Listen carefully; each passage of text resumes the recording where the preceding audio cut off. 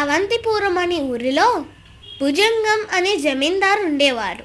అతనికి 100 ఎకరాల భూమి ఉండేది.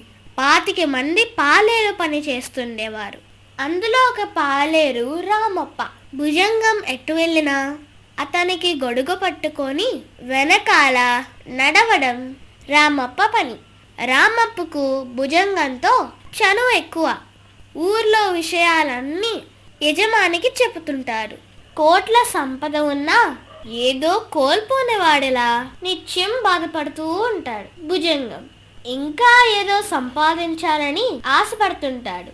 మరోవైపు పని చేస్తేనే రోజు గడిచే రామప్ప మాత్రం ఎప్పుడూ నవ్వుతూ ఉల్లాసంగా ఉంటాడు. ఎంత పని చేసినా ఒక్కరోజు కూడా రామప్ప మొహంలో అలసట కనిపించింది. ఈ విషయం రామప్పను అడగాలని ఎన్నోసార్లు అనుకున్నాడు భుజంగం. తన స్థాయి తగ్గుతున్నానని ఆగాడు.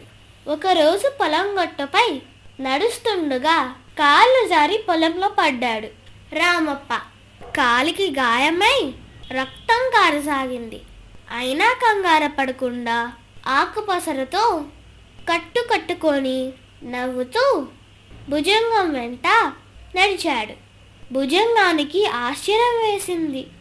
రామప్ప బాధగా లేదా అడిగాడు. బాధ దేనికయ్య గారు అన్నాడు రామప్ప నవ్వుతూ. ఎప్పటి నుంచో తాను అడగాలనుకున్న విషయానికి సరైన సందర్భం ఇదే అనుకొని ఎప్పుడూ నవ్వుతూ ఉంటావు. నీ సంతోషానికి గల కారణం ఏమిటి అని అడిగాడు భుజంగం.